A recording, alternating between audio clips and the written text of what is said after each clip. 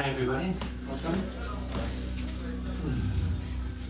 You can start off with just a little meditation. So you want to close your eyes.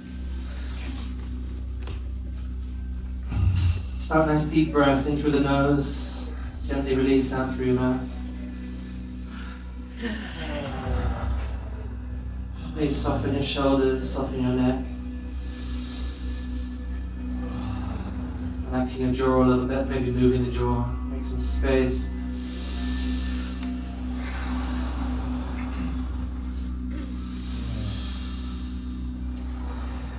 Just give your hands a bit of breath together. And feel like you're lifting the breath, like this, lifting. And pulling. Up into the sun. Down as the rain.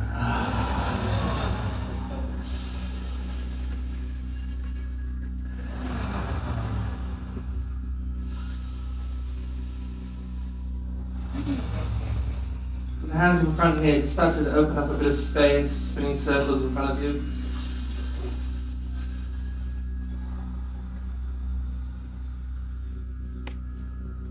Spin your breath right here into the sun, into the heart.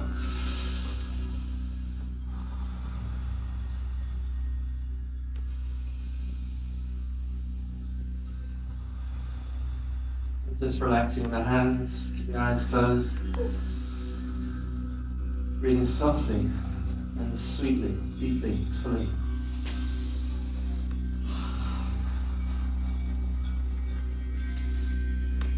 So I want you to imagine a beautiful place that you know on this planet of ours.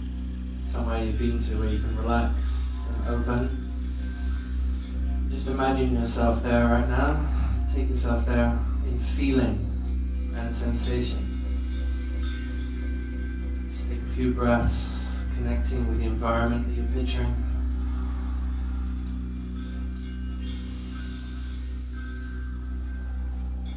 Feel your body is opening. Your energy is opening there.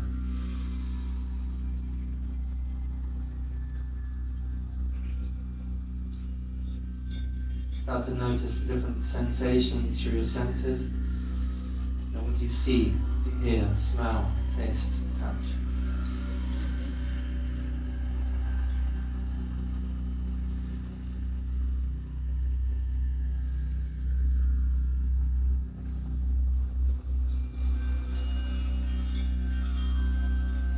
Just becoming aware of the big blue sky above you. Feel this is opening your mind into this space. Possibility.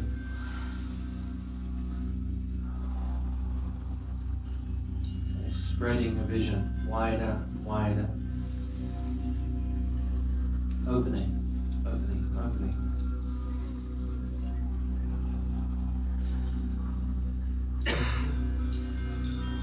And the invitation here is to ask, what do you wish to bring into your life in this moment, this present moment? What do you wish to allow to come into your existence?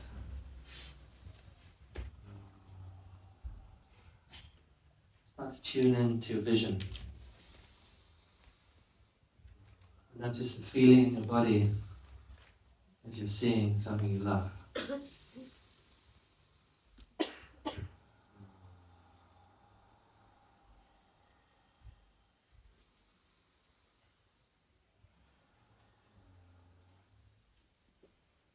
Just very softly, just gently caress your body, just come back to essential awareness here and now. Softly open your eyes.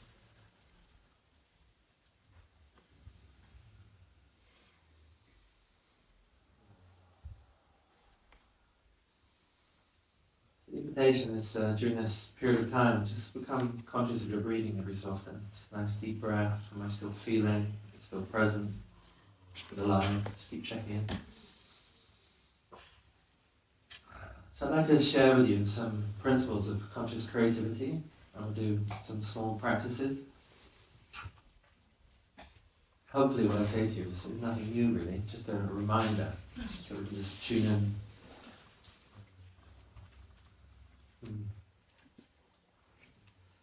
So there's an expression, Chinese, it's called Wu Wei. It means actionless action. How to do without all the effort of doing. The Wu Wei is this wonderful flow state like Tai Chi or dance, where you feel connected to everything, but yet still part of it, still moving with this.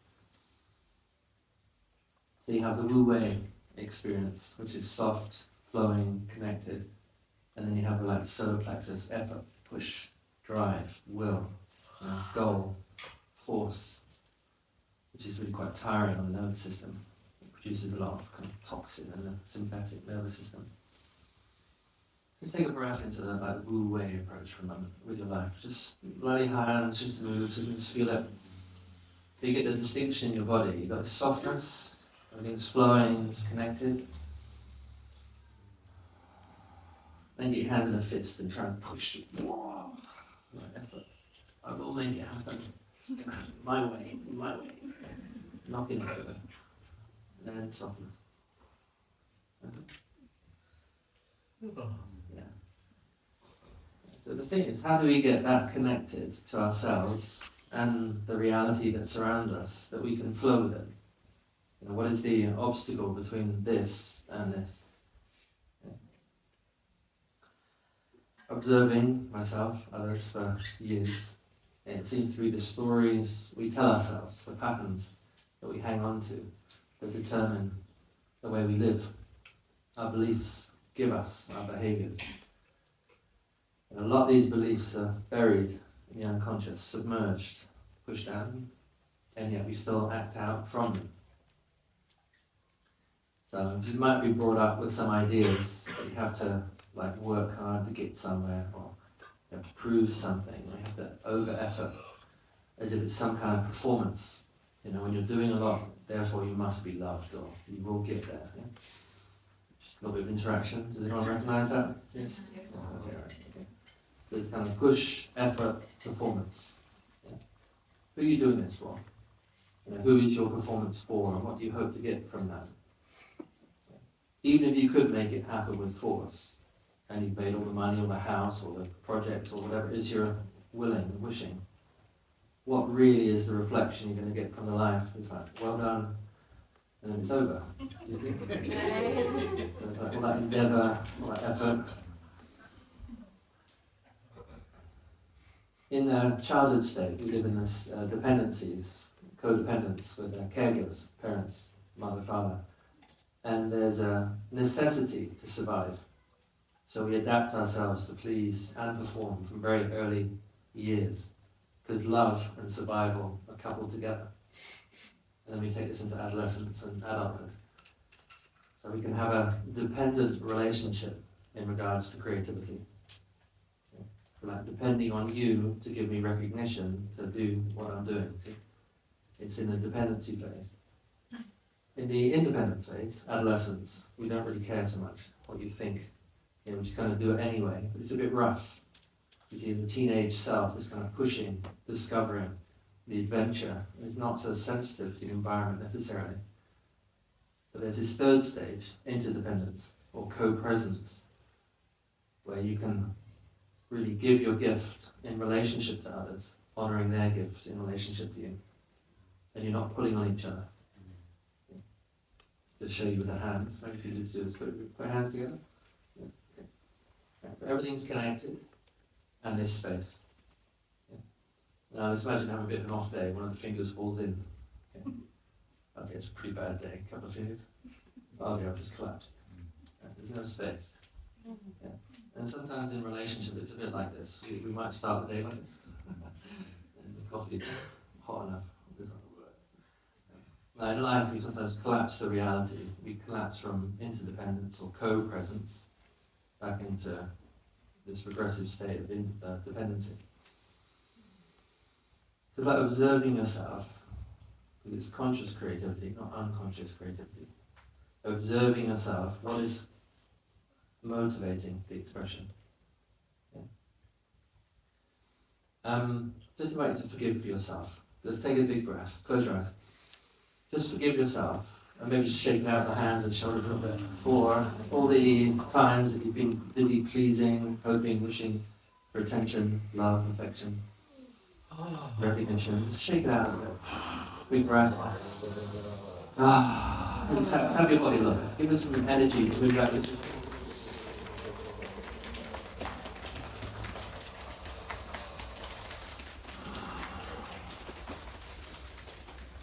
I just want you to imagine for a moment you're a snake, okay? Snake. And you've got certain skin on, yeah? But it's getting a bit tight on you. Yeah? And this skin represents your childhood, adolescence. And magical process, the snake sheds its skin and rebirths itself. Okay? So just imagine right now, beside you is an old skin. You just shed it, you've just come out. You've birthed yourself into a more conscious environment, conscious energy, conscious presence. And you give thanks for your old skin, thank you for that, but we're done. Yeah, it's like nice, but it's like we've left it. Like our few skins at home, just to remind me we can shed skins. Yeah. We forget that. Life is constantly in change. You've changed a lot the last few days, right? I don't really recognize myself. Actually, yeah, I didn't recognize myself when I looked in the mirror. I forgot I got face painted. I was wondering why people were looking at me. So we have this capacity for change. But to invite that change, we have to kind of say yes to life. And like consciously. A real big conscious yes, like open-hearted, full breath, full feeling, like I'm willing to step in. Now you probably all heard, relationship is reflective a lot of the time, if not all the time. And I find it quite amusing this, but if you're waiting for life to happen, life is waiting for you to happen. Okay? If you're hoping, life is hoping with you. Right? If you're expecting, life's expecting. Right? If life's a mess, then life's a mess, because you're reflecting the mirror. Okay? It's a self-fulfilling prophecy. We project onto the experience of life what we believe, and then the projection is reflected back. So if we haven't got enough money, it's reflected. We haven't got enough love, it's reflected by people rejecting you and all these kind of things. Yeah. It's really showing you who you are in the mirror. Yeah. Now you might not like what you see in the mirror. Yeah. Why would I produce low self-worth, lack of money, conflict? Yeah. And you're probably not doing it on purpose. Yeah. But these unconscious patterns of dependency and need and desperation cause that reflection. Okay? So this is where forgiveness comes in. Okay? It's like when you wake up to something, you see it. Like I see that I've been creating all these dramas and pain and conflict. Like forgiving yourself for your part in that. Yeah? But at some level, you've been reproducing that into the space. Yeah? Are you willing to take responsibility for that? Yes. Yes. Yeah. Not all of you, I think. But you can just go to sleep for a bit. I'll talk to this again. Maybe later. I don't know, what does responsibility mean? It's a response to your ability, a response to who you are, your gifts, your energy, to be able to respond in life and to step in fully and allow yourself to manifest. A lot of people have this running in the background. It's that I'm not worthy to receive love. Anyway, I'm not open even. I don't believe it's going to happen. Or I've had so many experiences in the past that are falling away that you've lost faith. Because the past tells you it's not going to happen. It's not going to work out. You'll never arrive. So we have this voice from behind you. I just want you to put your hands behind your head. And hands facing backwards. And like, you got this little chatter. Alright? We got this little chatter in the back. Lots of it, yeah. Shake your hands out a minute. Right. And then just put hands in front and just see blue sky. Nice. Look at the hands around you, that's nice. I'm going to teach you a little technique that I use. I call it future backwards. Time travel technique. Yeah. And this is past forwards. Yeah? So I'm listening to the noise in my head, in my consciousness. You've internalized your mum, your granddad, the teacher at school, and it now becomes your unconscious voice that says you're not good enough, you don't deserve, you can't have it. And you listen to it as if it's true. Yeah? It's just noise. I want you to imagine this is just like a buzzing bee. It doesn't have significance or meaning, yeah? Other than it's trying to get your attention. Yeah? So that's in the past. In the present, you have the field of possibility. Anything's possible in the blue sky. Yeah, the sky for the stars. You can reach for anything. Yeah? There's no noise there, other than this kind of like hummingbird, like fluttering energy that life wants to give to you. This noise in the background often stops you. We call it fear, doubt, shame, guilt, yeah, apathy, procrastination, perfectionism. Anyone have that? Yeah. Right. We often have a lot of noise in the background that we've learned to believe because it's constantly repeating itself over and over again like a mantra. Yeah.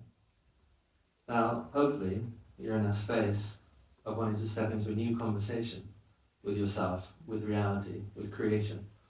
Yeah. And this is what we call future backwards.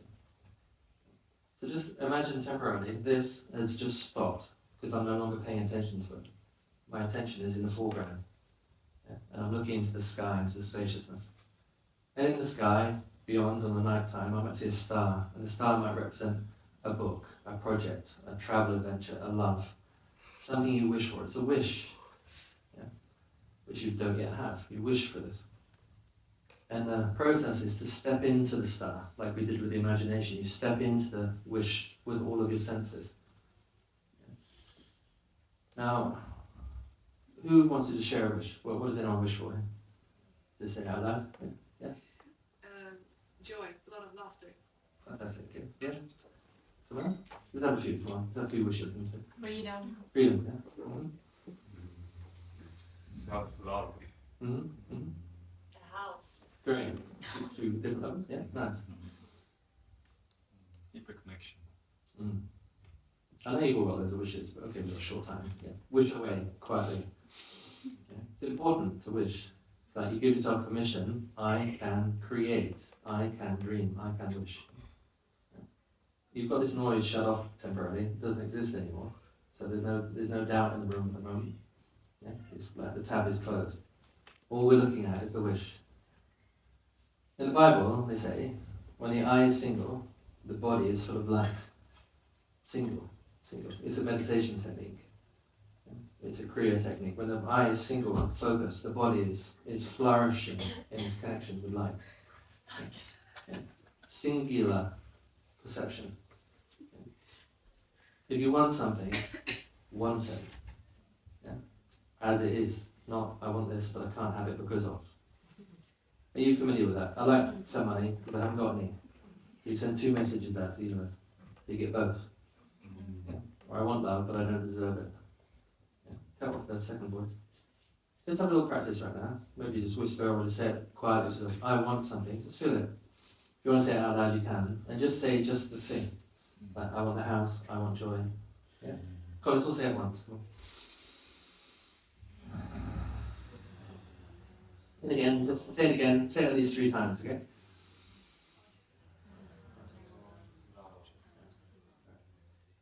Okay, so you've made some step in willingness to declare something.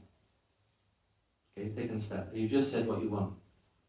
Now your background noise might say, yeah, but you can't have that. You haven't got any money, you haven't got any time. It's never going to happen. Right, you get back into your meditation. Get back on that focus. Singular focus. I want this. I want it. I want it. I want it. Right, that's stage 1. Build up some desire in your system. It's not enough just to ask. We have to feel it. Right, so put your hand down in your emotional center here. Breathe into your belly. Feel some pleasure in your belly. Some awakening, some simple sensuality, soft joy. And just stroking the energy out to the heart. Feel it coming up. Like, I want this and I can feel this. So maybe quietly or out loud, you say, I feel this. I feel. It's closer. Yeah. Few people? I feel it. I feel the joy. I feel love. Yeah. Alright, then resting hands on the heart. In your prayer posture. I want you to say now, I am this. So even if it's a house, I am the house. I am a house. Temple, real life. So yeah, I am, and then declare the thing.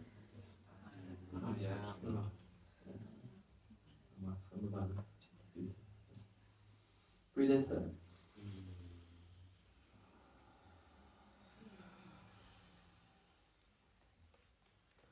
Okay, soft eyes, just staying in this awareness. I just want to show us what we've just done. Yeah. So we've identified there's a noise in the background. I haven't denied it. It's there. It's probably still there right now, chatting away. Yeah? Disbelieving, not knowing, uncertainty, doubt, fear. Yeah? But I've made a choice not to listen to it. Yeah? The sentence goes like this. Where you place your attention, energy goes. And where energy goes, experience happens. Yeah? You've got that? That's why we're here, see? Paying attention. Energy's coming in. The experience of this workshop is happening. Okay? If you suddenly think, oh, it's nearly dinner time, attention goes there, energy goes there, you start getting hungry. Yeah? I don't want you to think about it too much. Stay here. Where you place your attention, energy goes. And where energy goes, experience happens. I really feel there's only one spiritual practice, and it's the capacity to focus. And I've studied lots of spiritual practices, but looking at the essence of all of them is in placing attention on that yoga posture or practice, it happens. If I don't put my heart, soul, energy, focus into it, it wouldn't occur. Yeah? This is why it's important to ask clearly what you want in life. Yeah? So we switched off the noise, because we just stopped paying attention there. We brought our attention to a desire. We felt it in the body. This is really important. So it doesn't just stay as a word, concept, mantra. We digest it in the body.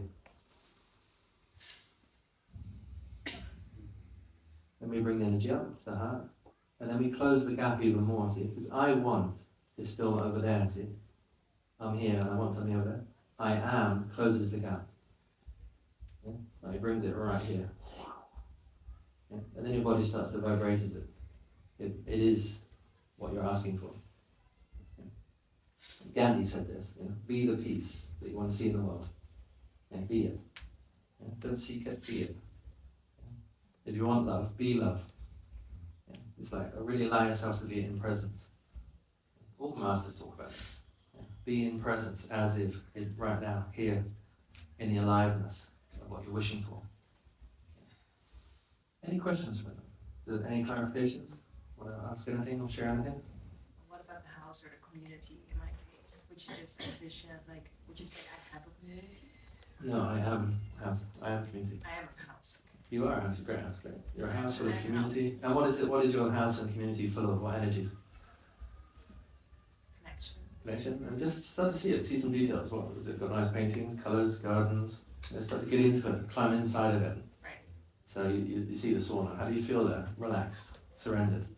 See the thing, and then see the quality inside the thing. Yeah. So you mean not really by saying I am, but more like you are the experience in the moment. Yeah, I used to keep it simple. I say I am, or I am the car, because it's like it shifts your energy into being that. From a shamanic point of view, shape-shifting into the choice itself. Yeah. And you want to become a magnet. See, if I'm not this, then you're not magneting.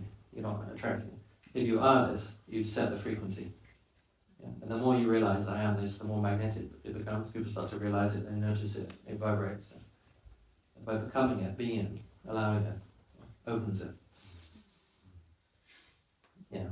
Does anyone have an experience of this? Have you declared yourself, I am something, and you feel the vibration, just so we know we're talking about real things? Yes? And just okay, good. Alright, let's look at a little bit at the physics of reality, okay?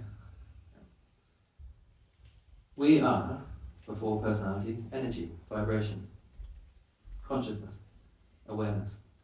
Okay? If you take off the mask of Guy or your name, your story, your history, underneath it is naked light. You see, it's like we're all the same substance. We're made of this vibrating light. And if you allow yourself to witness yourself like this and others, deeper than the personality, you find connection. Regardless of nationality or story or differences on the outside. Yeah, you can connect deep. This connection is true because we come from the same substance. It recognizes itself. Yeah. The process of falling in love is really the recognition of love, seeing itself. Yeah, I'm open to being the love that I am, and I see it in a reflection. We call it falling or rising, but really it's recognizing. Yeah, I recognize the love that you are because I'm being that. Yeah, we're made of the same substance. Yeah. Now, observing the nature, life is creative, constantly. Seasons, cycles, night and day, everything, flower, blossom, bud, fruit, it's always creation, always. If we are the life, we are creators. It's not even a thought process, it's intrinsically part of the process of being alive, is to be as creator. Yeah. So the way I like to see it is that we're in co-creative partnership with existence. Yeah. Here's a shifting perspective, okay? So, for years I've been saying, Mother Earth, yeah, and prayers and ceremonies to Mother Earth. Yeah. Yeah. I made a shift and started to see the earth not as my mother, but as my lover. Right, see the difference. Mother Earth, I'm a child, looking for her to give to me. And we see the exploitation of the earth, yeah? Take from. If you're a lover, you're in co-creative partnership. You're contributing together with. You're the gardener with the great garden of life, you see? You're planting the seeds. Can everyone just feel that shift for a minute? Yeah. Just like, I'm a mother, I'm like a child, dependent on everything, so I'm actually going to step into my power and be a co-creator, collaborator. Project I'm working on is something called Gardeners of Eden. Yeah? It's like, I really feel it's who we are. It's like we are gardeners of this Eden to co-create the paradise. Okay? Big breath, I'll take a big breath. Don't feel that one.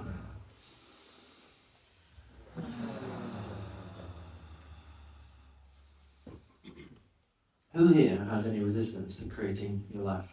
Anybody? Yeah? Can I have a few words? What is, just from 3 or 4 of you, what is in the resistance?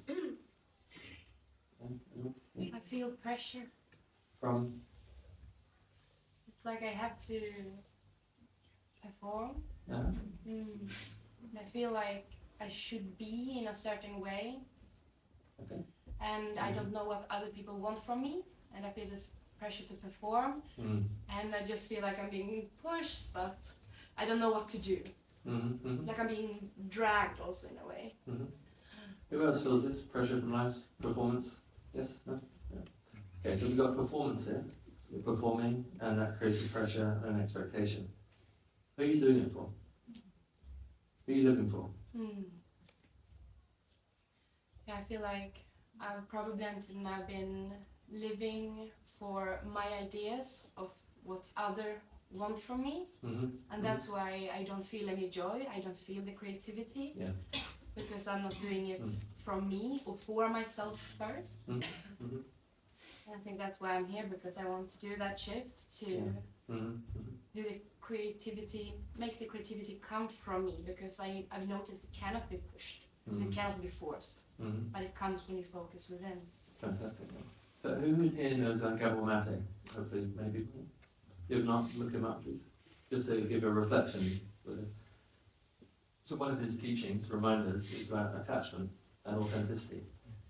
Yeah. In our early years dependency, we have attachment needs. We need our caregivers. We won't survive. Without the love, the breast, the house, the warmth, we won't exist. So of course it's intrinsic that attachment is a huge part of human being. That translates later into this need for relationship, into a need to belong to community, an attachment need. I need to exist in relationship with a group, for example. Then we have authenticity. Yeah.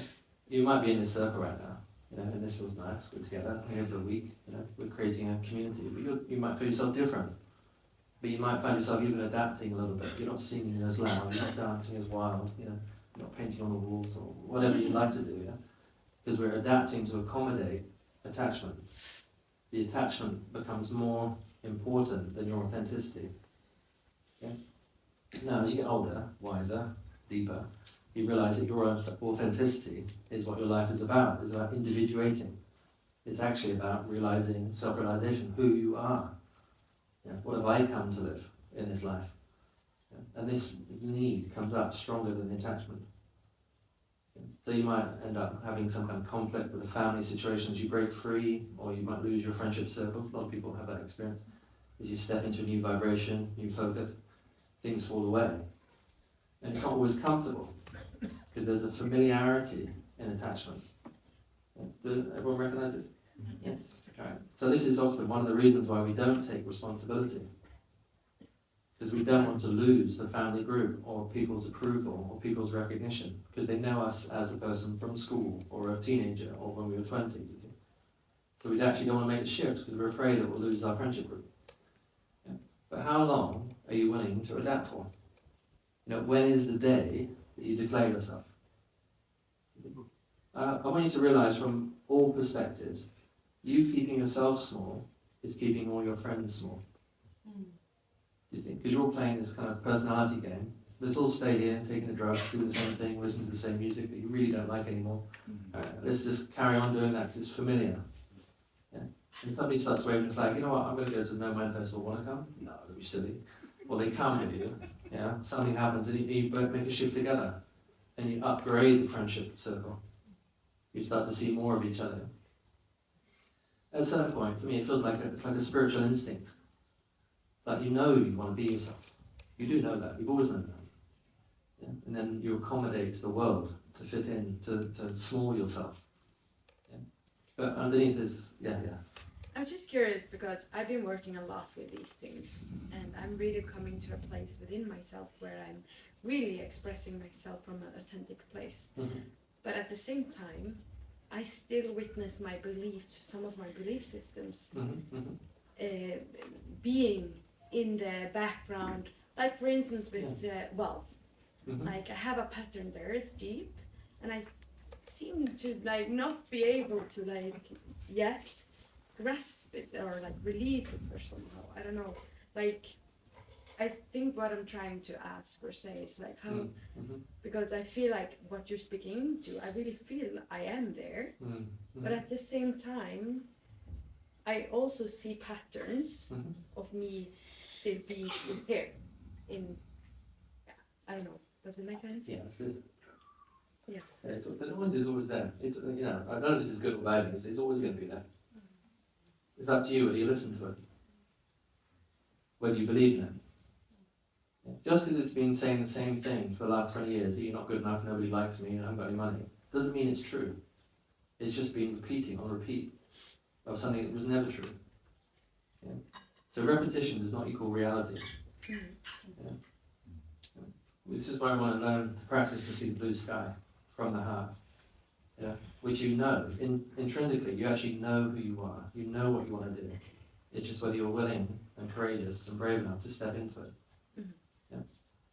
I'll just give an example. It's like, I used to be quite shy.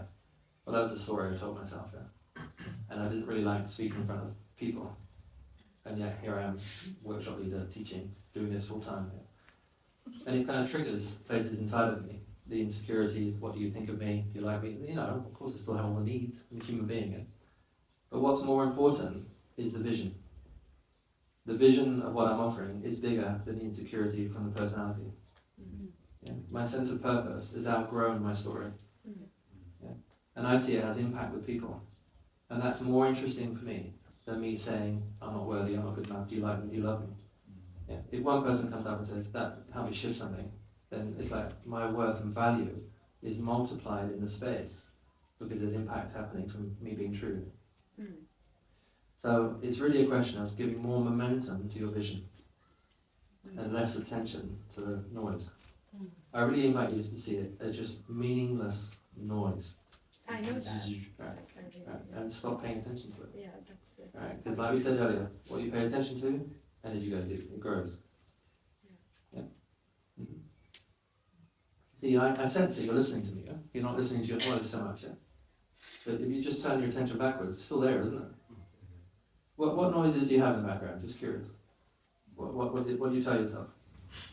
I'm never gonna be able to shift. Never do it. Someone else. Just get them out in the open, why not? I want to do what you're doing, but I'm not sure how to. Not sure how to, okay, yeah. You'll never find purpose. Never. Got no chance. It's easy to say. Yeah, sorry. Just words, yeah. I don't know my gifts. You don't know you guys. Mm-hmm.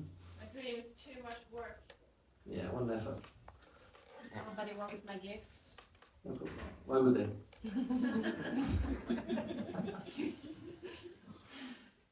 I want you to get funny with it, really. I want you to find some humour in it, but it's like we take it so seriously. Right? In Sufi traditions, they call it self-importance. It's like, I'm so self-important with my negative story that life's a mess. And I'm so convinced by it, and you keep reflecting and reminding of it, it must be true. Yeah, I'm a powerful creator. Yeah. Like a comfort for me, young people here, I can say that these voices, in the best of words, they die. This can die. Mm-hmm. Mine has died. Mm-hmm. In many ways, not these persons are dead. It's not dead. Mm-hmm. It's because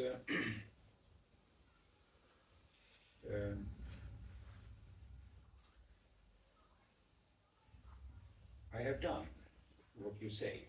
Mm-hmm. I have focused on things that I think is important, Mm-hmm. and then I realize I can do a lot of things. I have a lot of skills, and this has grown the last 20 years of my life. I'm 74 today. Mm-hmm. Congratulations. So, as a comfort to young people, Uh-huh. I can say that these voices might die. Mm-hmm. Mm-hmm. Thank you for your comfort. I slightly disagree with you.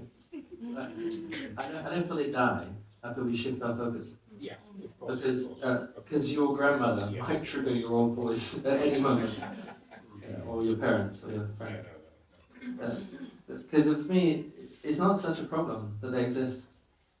They're egoic voices that attempted to protect you in survival mode. They're not problematic. They're there on purpose. They have a purpose. Yeah? They just don't define you, and they definitely should not guide you. You see? Yeah. Maybe we have the same, but I also slightly disagree a little bit in like, I think we have to sort of turn towards them first to get to know them and Yeah. befriend them and sort of thank them for Yeah. their purpose. Mm-hmm. And then when you say thank you and like listen to them, then you can like turn to the other side. Mm-hmm. You sort of recognize yourself. Uh-huh. Yeah, I've done a lot of shadow work, and I agree at some level, but they can be sneaky buggers and very seductive. Because I turn towards them and friend them and think, oh, she's listening again. I'm going to reanimate because she's giving me attention. All my childhood wounds are right there. I could bring them out at any moment: abandonment, rejection, lack of work.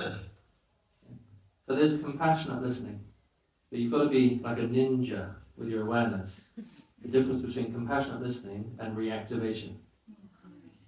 Yeah. So how can you listen to it? And the way I've learned to do it is understand like the physics of it, like the physics of reality. It's a noise, a voice that's created from an egoic perception. It's attempting to protect this. So it's not a bad thing at all. I've just realized it doesn't define me. It's not who I actually am. Like I'm a spiritual being in a human form having this wonderful experience. Yeah, that's the nature I know to be true, most true. Yeah. So I give more attention to that. Yeah. Okay, let's move on a little bit. Right? So they don't know what the time is, because I should stop at 7. 1827. Okay, good. Half an hour to transform everything. Can you repeat the sentence you said about Sufi? Like this. Yeah, self-importance. Yeah. We get so busy with our own self-importance that we keep manifesting it. Something like that. I'd like to give you a few practices, okay? So, a few more. Who here has heard of Jose de Silva? Silver Mine, anyone? Yeah.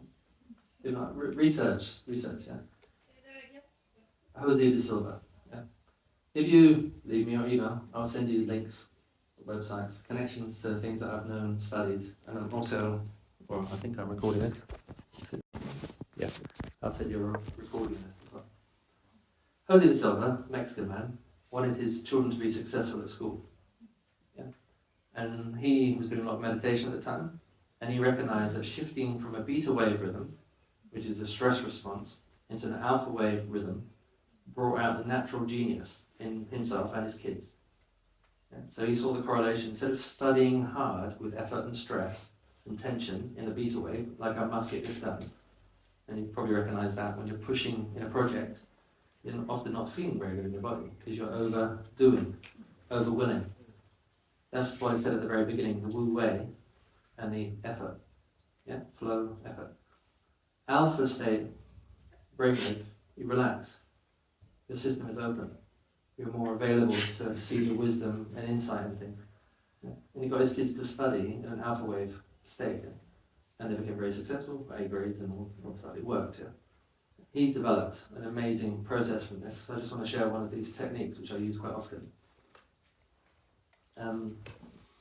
Okay, so instantly you're now all in an alpha wave. Okay, well you are anyway, you've been here for 4 days. Alpha wave rhythm, there's more relaxation. Let's take a breath. And just focus on an alpha wave, and you now know what you focus on you become, okay? So just allow yourself to soften into that space. If there's any tension, just release it, let it go. Give your attention to softening, like maybe nice sunshine in your heart, flowing through your body. Comfort and ease. Mm-hmm. The first part of the teaching is you get yourself into a state of alpha wave, or it can be deeper, theta or delta, or gamma. Yeah, but start with alpha. Softly open your eyes. This is the important part. Softly, and put your hands out here, so you've got peripheral vision. Yeah. So you see your fingers? Yeah. Now just so you get the contrast, this is like focused vision, yeah, like intense focus, and this is soft vision, peripheral. When you look with peripheral vision, you start to feel more. Yeah, that's how you see auras and connect more subtly to people. You have your peripheral vision. Yeah. Okay. So that's the second thing, alpha, peripheral vision. I want you to draw a screen in front of you, big screen. Yeah. Just push it up a little bit, so it's on 45-degree angle. Okay, yeah, that's better. Yeah, like that. Right. Nice screen, okay? I want you to just tune in, just as an experiment, just tune into something or someone or somewhere that you love. The love part is important, okay? So even with the eyes open, because you've got soft vision, keep your eyes open. It's quite interesting to imagine with the eyes open. Yeah, just project it onto the screen. See it on the screen, okay? Yeah. And just get a feel for this, what you're looking at. And make sure you covered the whole screen, you know, put the sky in there, the trees, the people, the environment. Add more energy to the screen, okay? Turn it into a video now. Yeah? See it moving, yes? Can you see it? Yes, yes. Yeah. Right. And feel the connection here from the heart. You're projecting the screen. Right. Now, I want you to step into the screen. Step into it, step into that scene. Be there with that person, situation, event, house, partner.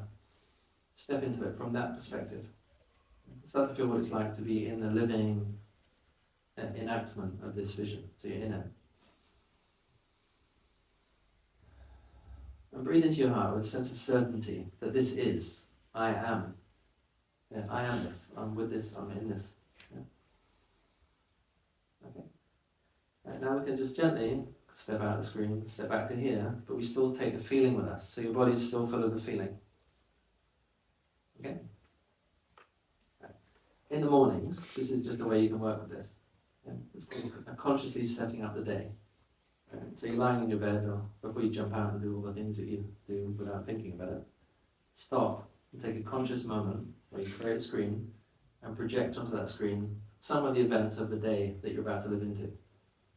Yeah? And create the energy of them in a way that you most prefer. Like this evening, I'm preferring already having a beautiful concert with these indigenous people and offering you a beautiful dance set afterwards. It's like I stepped into that this morning and I'm already feeling it. It's not happened yet, but I'm future backwards. I'm already in it, living it now. Yeah? And it's becoming alive in my system.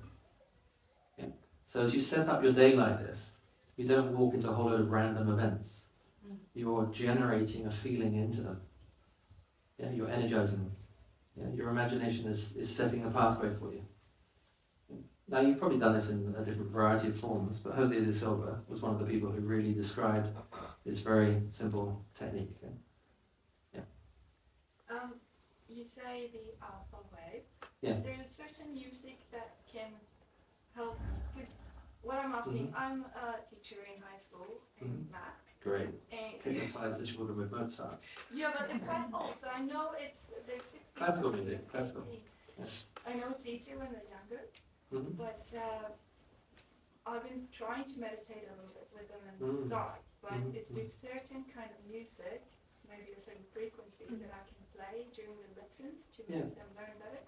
Yeah, I mean, the best thing is to do a bit of trial and error at home. You go on YouTube and look at some of these like 432 hertz music, hollow sync music, binaural beats. There's a lot of people who've done a lot of work on frequency. And stick some headphones on, that's important. And start to get a feel for it in your own system. See if it makes a shift in you. And then present it to the kids. It's like, I want to offer you something which is going to bring out the natural genius in you, where you have to study less. Maybe just telling them that. Yeah. Yeah, bring some fun. We're going to do a little experiment today. I mean, people often say Mozart is not necessarily normal alpha wave, but it enhances creative ability in the brain. I mean, he created it when he was 4. That's insane, isn't it? How did somebody create music when they were 4 years old? So that's just even contemplating that is amazing. We can talk more about that. I've got lots of music and possibilities there. But the most important thing is focus into the alpha wave. That you want to slow down your breathing, soften your awareness, get more connected in your feeling. Yeah.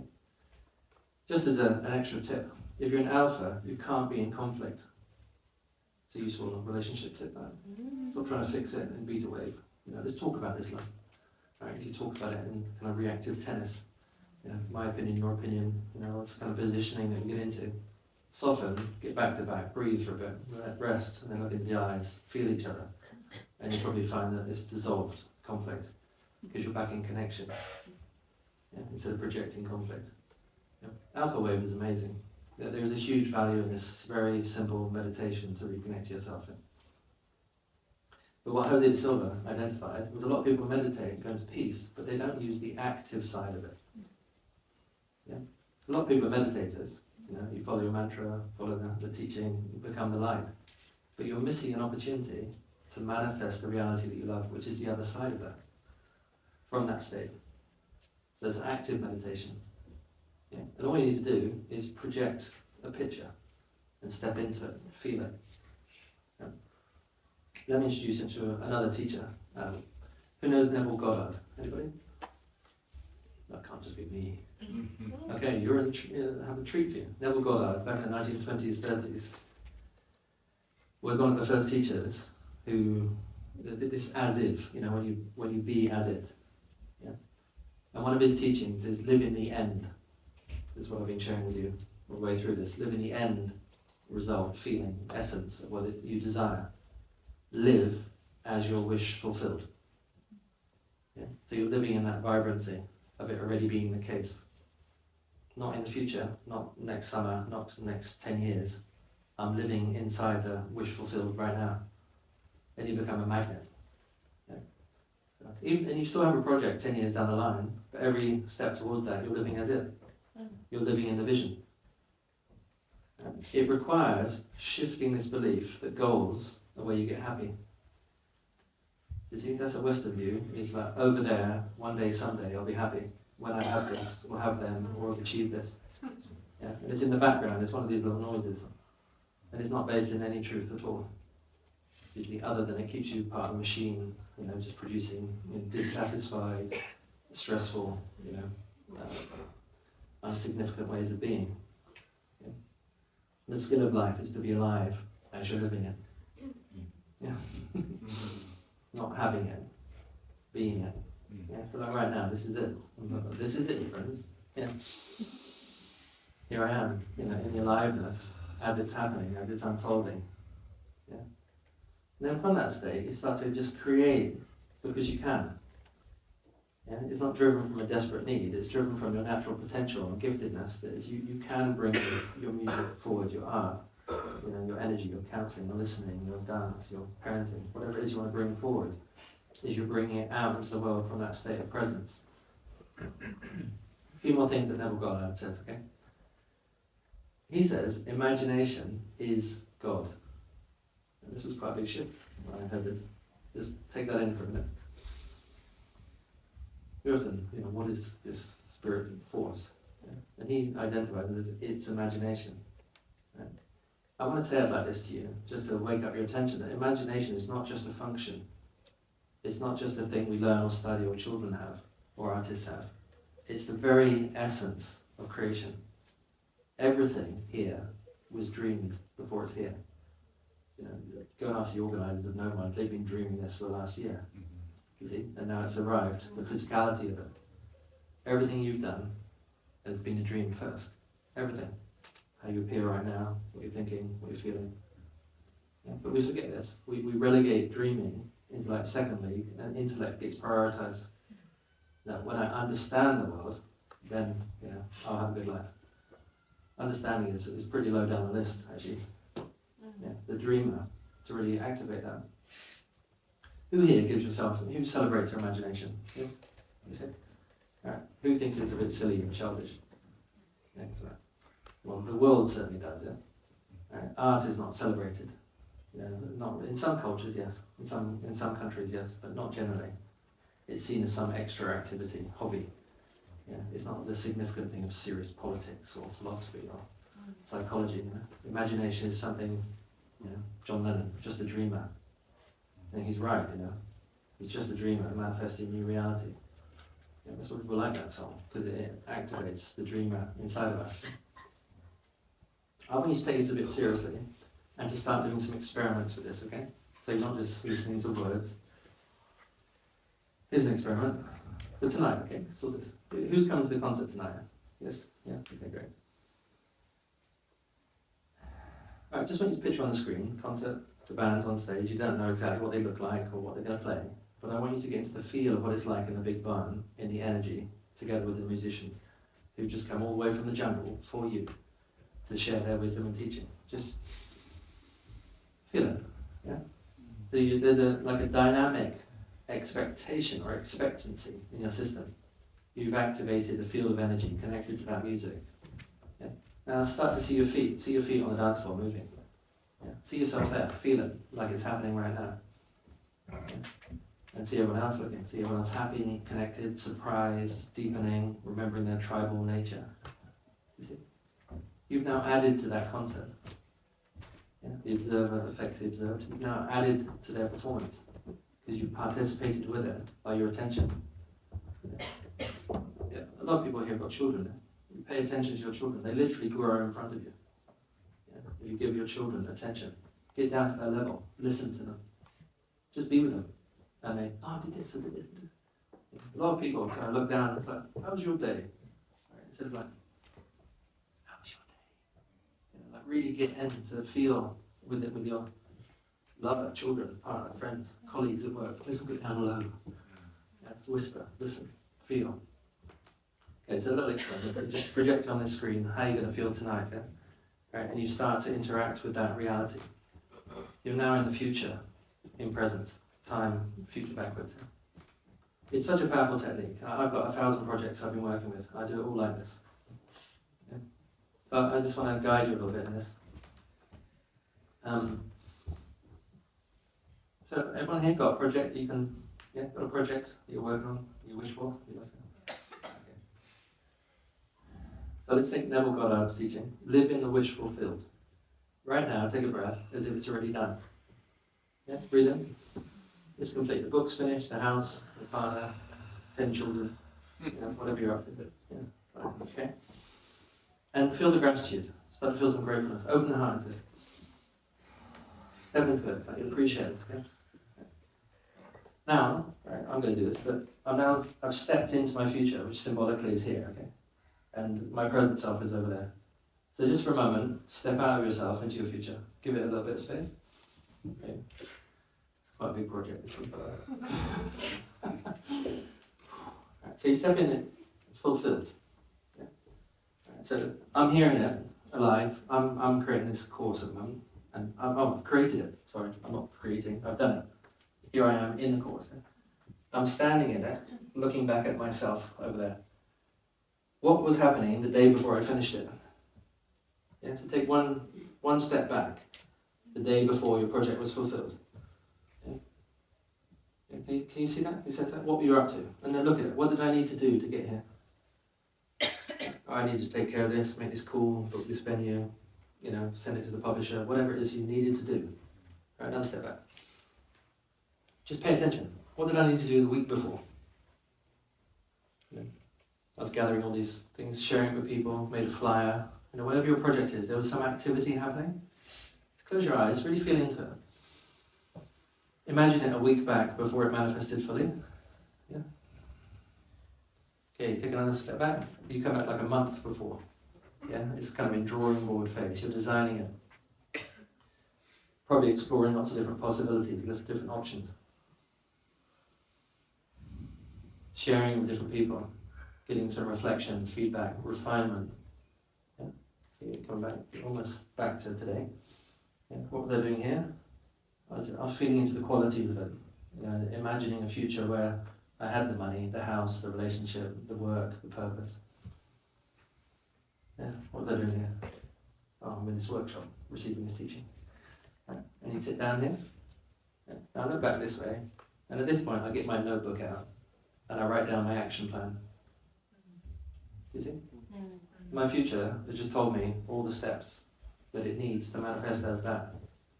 Can you feel it? Yes. I don't know, I'm thinking quite a lot. Right? That's how I know things are true. My body starts to tingle. It's such a good way to create a design pathway. Yeah. I'll tell you how this works as well, how I see it working.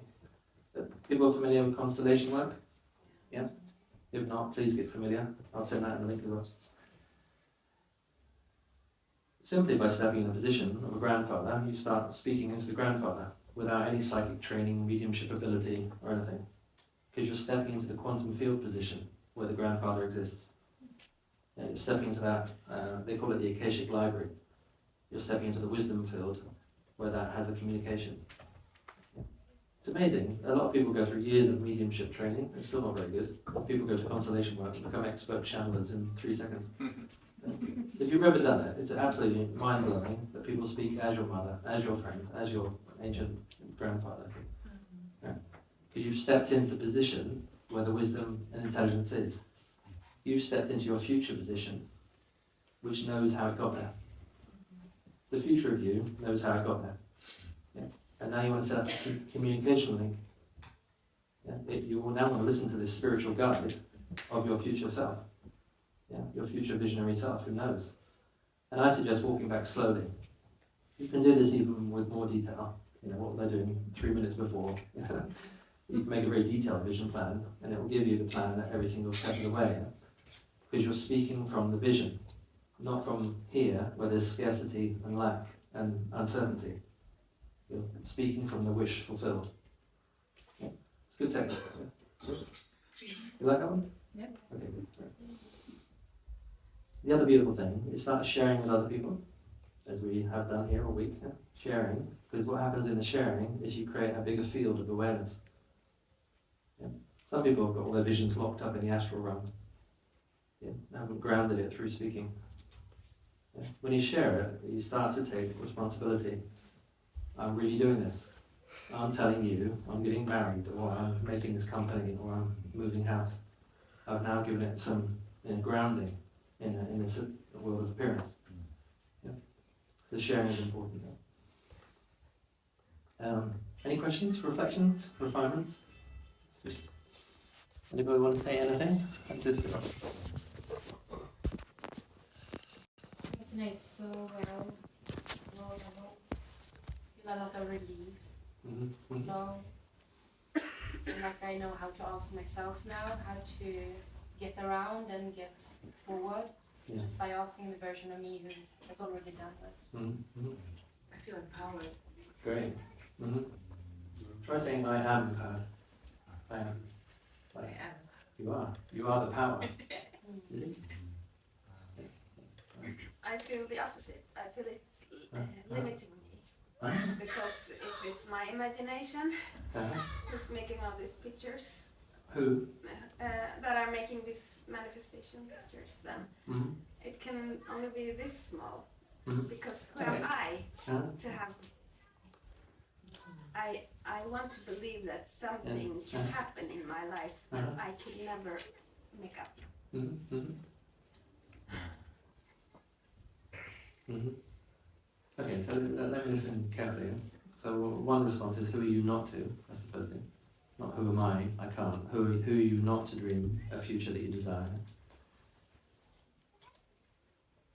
Yeah, this is an important inquiry question. Is who is in when you're dreaming? Right? Like who is here in the dreaming process? If my ego is here in the dreaming process, I'm going to be compensating for a lack. Yeah? So if I haven't got love, I'm going to be wanting love from lack. If I haven't got money, I'm going to be wanting money from lack of money. Do you see? So there's a drive there, and a need, a desperation. If you are coming to a more deeper state of realizing who you are, it's not being driven from a lack. It's like a fountain. Yeah? Like abundance is already the case. Life is already the case. Yeah? I don't want to change your mind. I just want to give you my view and see what resonates or doesn't resonate. Okay? And that's, I'm not giving you a truth. I'm giving you an expression of what I see. Yeah? When I dream, my first level of dreaming is always the quality. It's not the detail. I dream a feeling, an essence. Like I dream a world of peace. I don't know how or what or the details. The details come at the very end. Yeah? But I'm dreaming the quality first. Yeah? And there's a curiosity. So this is something I teach. There's a difference between a dream and a vision, okay? I feel the quality. So peace is the quality I wish to manifest in the world, in myself, in my life. Yeah? Because it's more desirable than conflict and aggression and positioning. In my point of view, I've chosen that as a value. Yeah? Now there's like 10 different options of how I could manifest that peace. Could be counseling, meditation, walks in nature, riding a horse, sitting on the beach. You see? They're all going to give the same result of peace is manifest through these different vehicles. I'm not attached to which vehicle it is. That's what I'm saying. I wouldn't put the limit on it has to be when I'm riding a horse on the beach in Ireland, which I did. That was nice. But it's like it doesn't have to be that particular version. What's important is you keep alive is the quality, which is totally open. That's what I want to transmit. It's totally open. There's no condition on the quality of the heart. That love is a million ways of expressing itself. Because my question was how to pinpoint the most important project or the most important. But you kind of answered that in making it wrong. But is there also some tip how to? Yeah. Okay, so in the Western world, we've been educated to drive towards the goal, the project, and define ourselves by things and accomplishments. Not everybody, but it's largely we're driven by that agenda. In the East, it's driven by self-realization, or used to be, not so much anymore. It's like the East is about deep contemplation and self-realization. So you have the having of things and the realization of self. Yeah? I'd like to draw like a nice big rainbow, which interconnects all this. It's not either or. The way I look at it, it's a figure of 8. Self-realization, self-expression. You see, they go together. My meditation isn't satisfying enough because I want to create. My creation isn't enough because I want to deepen back into my meditation. When they're flowing together, it's lovely. I deepen, there's more to give. I resource myself, I've got more to express. Yeah? So it's breaking this either-or thinking. Yeah? Which is, we're trained to put everything in boxes. And life isn't like that. Yeah? So I start with the quality, and I start with possibilities. And the way I do it is I dream dance it. On the dance floor, a few of you have come to my workshops, I invite you to feel it in your body and manifest it in movement. So you actually get the thing moving. What is it you're trying on a new bit of clothing? What does it feel like on the horse as a meditation teacher in the forest with this group of people? And I listen, feel for a resonance in my body. There's a certain moment where one of those possibilities lights up. This is most preferable. It's most preferable to manifest it in this form. And I'd say that's a vision. I now declare that one as a vision. For now, it's not forever. It's not going to define the rest of my life. It's not that I'm just a woodworker or meditation teacher or something. It's a chosen project for this time, space, reality. It's most preferable because my body is awake when I tune that. teachers like Bashar and other people, follow your highest excitement, follow your bliss. When the body is tingling, it's a yes. So I make a declaration from dreaming to vision, to intention. And I say it out loud, I'm doing this. Thank you. Okay. So you declare it. Yeah. Once it's done, the project's finished, you then come back into quality, do the dreaming phase, and then select a vision. In my experience, it's infinite, endless possibility, and I'm always surprised. You see? This process I just showed you here is also working with the details, which is a little bit more significant once you've chosen the vision. Once you have a vision, you want to know how to do it. Right? Yeah, so you need some kind of plan or structure, or it just stays the dream otherwise. Yeah. We've got about 5 minutes. Is there one? Yes? I was just thinking if you have some tips on like how to actually get clear on what you want. Yeah. Once you know it, Yeah. Okay. Right, so invite you right now to let go wanting anything. And make being more important. Which is then going to challenge the whole Western architecture of expectation. You see? Because we've been brought up to define ourselves by having stuff, by wanting things. Yeah, expectations, parents, you should be a doctor, you could be this, you could be this. So we think it's over there. Wanting creates a distance. Yeah? Being is present. Yeah? How would your life be like if your life was a being of love? Was a being of like a wealth of joy and presence as a constant? Yeah. Would it matter what you did? Because it would just be an extension from that feeling. Wouldn't matter whether you're cooking or gardening or a counsellor or an artist. The thing is not where the energy happens. It's the one being inside the energy. Yeah. And for me that's become more important because I want something which is consistent. If it's based on the thing, it's temporary. Yeah, I'm going to feel it when it's happening. When it's finished, I feel sad, depressed, empty. If the state of being is continuous. I'm kind of doing that, and then sometimes I get into like resentment of like, and then I'm not sure. I don't know if it's because I don't know what I want, or because I don't want a thing. Mm-hmm. Like, If you recognize that the thing is not so significant, right, and that challenges a lot of these kind of yes, it's very significant. Right? If it's not so significant, you can do anything. That's the first thing. So give yourself freedom. It doesn't matter because I'm going to be fully present in whatever I do. Yeah. Yeah. What's most preferable in the next 3 months? Give it some frame of reference. Yeah. What do I desire in the short, and what can I do for my gifts and possibilities and talents? And use that as a practice arena where you can demonstrate yourself this manifestation process. Right? And then once you've completed that, you know that you're a conscious creator, you then move on to another project and another project. yeah, and I just realized when I said this, I was in the ego state, whatever you call it. Like Yeah. that's the one that was feeling, not the actual, because otherwise I think. Yeah. Mm-hmm. I've got so much more I could share about this. And the thing is, I think it's a huge course. It's a huge, infinite course about this. I've been working with it for years. But does someone else want to ask a question or comment? Because, yeah. When I started working in this way, like in the beginning, I would play with my close friends, and we would start with like, oh, it would be nice to have an ice cream, like really easy, on easy level. Yeah. Mm-hmm. And then we would like ask for a good parking spot when we really needed it. And then we realized like, oh, we can create anything. Yeah. Mm-hmm. So it was also nice to like start in a very basic, easy way and do it with other people that are like on the same frequency and ready to play with it. Exactly. Yeah. Mm-hmm. And now I just bought my house, Mm-hmm. and it's been a struggle for like 10 years. Mm. And it happened, it's been a year of work, but before I started working, I started visualizing me being a millionaire, Mm-hmm. and then it took a year, Right. and then I bought a house. Mm-hmm. So I think also it's like good to start Mm-hmm. easy and not have too much expectations and have fun with playing with it. Mm-hmm. Yeah, it's not easy. We'll start very big. It doesn't And have now to- it's a little bit scary because now I have this house after Mm. 10 years of wanting it, Mhm. and now I can start something else Mhm. that I want. See, as long as you're prepared to be satisfied having a house or not having a house, You see, if your happiness is dependent on the thing, then you're still caught in the game. Sure, yes. Right?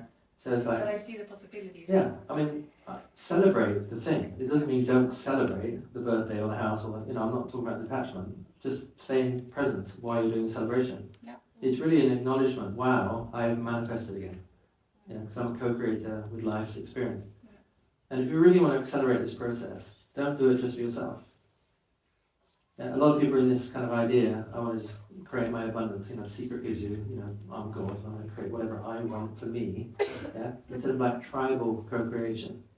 When you start to co-create and collaborate together, everything multiplies much faster. Yeah, there may be people in this room that you collaborate with, you haven't realised yet. In your sharing circle, maybe ask for something tomorrow. I've got this project, anyone interested?